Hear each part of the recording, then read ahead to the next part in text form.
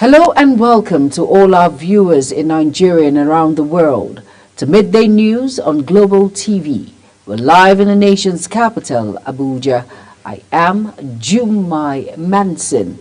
Let's begin by telling you about President Bola Ahmed Tinubu, who has assured universities to partner industries and entrepreneurs in their research in order to commercialize their ideas. Speaking at the 43rd convocation ceremony of Ahmadu Bello University in Zaria, Kaduna State, Tinubu, who was represented by the Minister of Education, Professor Tahir Mamun, noted that Nigerian universities have contributed immensely to research and development, hence the need for them to partner industries and entrepreneurs in their researches, stating that universities are known for research and innovations which provide the necessary ingredient to development of societies. Blaming the region's security crisis on unchecked corruption, Vice President Kashim Shettima offered a historic assessment of northern Nigerians' plight at Sir Ahmadu Bello Memorial Lecture in Maiduguri in Borno State. Corruption, Shettima says, has defied the legacy of accountability and probity championed by the late Sir Ahmadu Bello, the region's reverse premier. Shettima, represented by his political advisor Hakeem Baba Ahmed, lamented the stark contrast between Bello's era and the present. He said Sardana left a legacy of teamwork, resilience, and commitment to education, agriculture, and infrastructure development. Areas of the nation's economy, the vice president implied, now suffer from systemic rot. No fewer than 4,613,197 permanent voters' cards have been collected by voters for the February 3rd rerun by-elections, and that is according to a document posted by the Independent National Electoral Commission on its X handle. It is believed that 2,189,171 PVCs were collected by voters for the by-elections, while 2,424,026 PVCs were collected for the rerun elections. No fewer than 8,500 Bombardo voter automation system, also called BOS, and over 35,000 ad hoc staff will be deployed for the electoral exercise. The Minister of Information and National Orientation, Mohammed Idris, says the federal government is addressing the security and economic challenges of the country. In a statement in Abuja, Idris said that the government was not downplaying the current situation faced by Nigerians. He said that the administration was aware of its duties and responsibilities to all Nigerians, irrespective of any differences. Regarding the economy, Idris said all relevant ministers and agencies of the federal government are working in a coordinated fashion to bring down inflation, stabilize foreign exchange rates, and create a duly enabling environment for business and investment. And now on the federal government of Niger State government have reiterated commitment to assuring food security, aiming to drive down food inflation. Ministers of Agriculture and Food Security Abubakar Kyari and Governor Mohammed Bago of Niger State stated this in Abuja. Kyari noted that Bago's visit was an attestation to the strong alliance and synergy the ministry is motivated to build between the federal and state governments to ensure food security and agricultural growth in Nigeria. He further said that it is a fact that the agricultural sector in Niger had witnessed outstanding accomplishments since the inception of Bago's administration. So on the federal government's effort to attain local vaccine production and reduce dependence on imported vaccines have been significantly boosted with the launch of a national plan for vaccine research and development and local production. Tunji Alausa, Minister of State for Health and Social Welfare, while highlighting the anticipated significance of the project in facilitating the operationalization of vaccine development, emphasized that it would provide a blueprint for the entire process of vaccine production within the country. Alausa observed that the national plan was meticulously crafted through an innovative bottom-up methodological, ensuring that the results of the efforts would be highly beneficial in complementing the national vaccine policy. And now on the Nigerian Bar Association section on public interest and development law has urged the court to sack the Minister of Art, Culture and Creative Economy, Hannatu Musawa, from office for allegedly violating the National Youth Service Corps Act. The organization also asked the court to compel the NYSC to nullify the certificates given to Musawa and the music promoter Kenny Ogungbe, alleging that the insurance of the certificate was contrary to the provision of NYSC Act. The plaintiffs are the chairman, NBA Spidal, John Akeboko Martins, and secretary, NBA Spidal, Fumi Adeogun. The plaintiff alleged that the mobilization of Musawa and Ogungbe for the mandatory one-year National Youth Service after exceeding 30 years of age was unlawful, illegal, and affront to patriotism. The Nigerian Civil Aviation Authority has suspended the license of Martini Airline Service Limited, the private jet operator whose aircraft overshot the runway on Friday at Ibadan Airport. The private jet had 10 persons on board before it offshot the runway as firefighters and rescue officials from the Federal Airport Authority of Nigeria were immediately deployed to the scene. The NCAA declared in a statement that the license suspension was with immediate effect pending the outcome investigations into the incident. The regulatory body announced its intention to conduct a comprehensive safety economic audit of all private jet operations in Nigeria, emphasizing its commitment to ensuring the highest standards in the aviation sector. And now Rivers State Governor Siminalayi Fubara has approved the appointment of a former fractional Speaker of the State House of Assembly, Ehi Edison, as his Chief of Staff. Edison led 4 other members of the House when Fubara presented the state's 2004 appropriation bill at the Government House in December 2023. As contained in a letter signed by the Secretary to the State Government, Dr. Tami Danagogo, titled Government Special Announcement, Fubara also approved the appointment of 5 special advisors. The special advisors are Darlington Orji, Solomon Eke, Amayas Nasa Fabasima, Deye Bermne, and Osire Prince. And you're watching Midday News coming to you live from Nigeria's capital, Abuja. We're on Star Times channel 276. Kindly follow us on all social media platforms using @Global TV NG and other handles that I'm showing on your screen. Now, when Midday News returns, Toby Amason smashes Aloze's African record at the 2024 World Athletics. The news continues shortly with details and more stories right after this break. Please stay with us.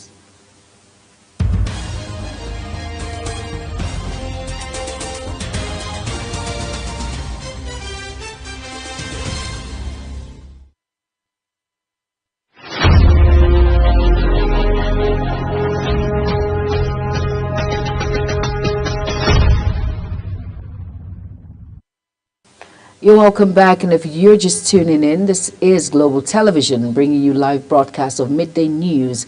Thank you for staying with us. Over now to our foreign desk. The military regime in Burkina Faso, Mali, and Niger announced Sunday their immediate withdrawal from the Economic Community of West African States, ECOWAS. The leaders of the 3 Sahel nations issued a statement saying it was a sovereign decision to leave the regional body without delay. Struggling with jihadist violence and poverty, the regime have had tense ties with ECOWAS since coup took place in Niger last July, Burkina Faso in 2022, and Mali in 2020. All 3 were suspended from ECOWAS, with Niger and Mali facing heavy sanctions. They have hardened their positions in recent months and joined forces in an alliance of Sahel states.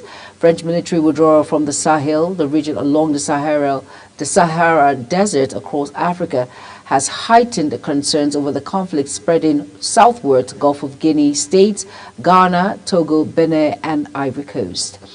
And now, in the meantime, following the recent secession of Mali, Niger, and Burkina Faso from the Economic Community of West African States, ECOWAS, the United Global Resolve for Peace, UGRFP, has issued an urgent call for an establishment for a regional anti-terrorism task force. According to UGRFP Chairman Shalom Olaseni, the ever-growing threat of terrorism across West Africa and the recent political upheavals underscore the need for a unified and strategic response. He outlined a vision for the proposed task force to evolve into a permanent entity, surpassing reactive measures that typically ensue following coup and unrest. 1 man has died after armed assailants opened fire in an Italian church in Istanbul, Turkey, during Sunday Mass in an apparent assassination attempt that was swiftly condemned by Pope Francis. Interior Minister Ali said on social media that the attack occurred at about 11:40 a.m. in the morning local time at the Santa Maria Church in the Saraya district of Istanbul on the European side and was carried out by two MAX men. The minister said an individual identified only as CT, who was among those attending Sunday's service, was the target of the gun attack and lost his life. President Recep Tayyip Erdogan, who was in the central Anatolian province of Iskar of his party's rally ahead of March local election, expressed condolences during a phone call with the priest of the Italian church and other local officials. He assured that necessary steps are being taken to catch the perpetrators as soon as possible, according to his office. 7 people were killed Sunday in Brazil's southeast Minas Gerais state, where the small plane they were traveling in crashed, authorities said. After leaving Campinas in neighboring Sao Paulo state, the single-engine plane apparently broke up mid-air and crashed at about 10:30 a.m. in the mining town of Itapava. Firefighters found 7 dead victims who were on board the aircraft. The department said in an updated statement. It had earlier announced that 3 bodies had been found. Several key donor countries have said they will halt funding to the UN agency UNRWA for Palestinian refugees following Israel's allegations that staff members took part in Hamas' October 7th attack. The UNRWA has fired several people and promised a thorough investigation into the claims, which were not specific, while Israel has vowed to stop the agency's work in Gaza after the war. UN Chief Antonio Guterres has promised an urgent independent review of UNRWA, but also pleaded for donor states to guarantee the continuity of the agency for the sake of the desperate populations it serves. As we take a look at our business decks now, Minister of State for Petroleum Resources, Gas, Ekwerikpe Ekpo, has stated that President Ahmed Tinubu is committed to supporting private sector investments aimed at utilizing the gas potential crucial for national development. In a meeting with officials from the Brass Petrochemical and Gas project slated for Bayelsa State, Ekwerikpe Ekpo, alongside its Managing Director, Chief Ben Okoye, emphasized the project's significance for the nation's economy and its populace. The minister also urged the management of gas producer SPDC JW to collaborate closely with the promoters of the Brass Petrochemical and Gas project to ensure a seamless gas supply in line with President Bola Tinubu's vision to propel gas-centric investments, commercialization and industrialization initiatives. Over now to the Nigerian Railway Corporation, NRC says express service will soon commence on the Kano-Lagos narrow gauge. The disclosure regarding the restoration of train service operations on the Kano-Lagos narrow gauge was made in a post by the NRC on its official X handle with a short footage of a locomotive undergoing a test run on the tracks. In a related post on X, the corporation noted that major repairs have been completed on the damaged portions of the Kano-Lagos narrow gauge, further affirming the restoration of express train service on the route. The federal government has stated the need to ensure strict regulation of tobacco industry in accordance with the country's legislation and global best practice. The Coordinating Minister of Health and Social Welfare, Ali Pate, disclosed this recently in Lagos at the formal launch of the Federal Competition and Consumer Protection Commission Tobacco and Control Advocacy Campaign, TAG, Don't Burn Their Future. Party was represented by the event of the chairman of Tobacco Control Unit, Federal Minister of Health, Dr. Malu Toma, noted that for every $1 a country gains from tobacco, $3 more was expanded on healthcare costs as a result of its ill effects. Still in Lagos, where the state government has announced the launch of the Electronic Geographic Information System EGIS platform, where residents can apply, search and verify land titles across the state online before purchase is made. This was disclosed by Governor Sanwo-Olu on his X handle, where he stated that the EGIS platform digitalized assets in all matters pertaining to land in the state.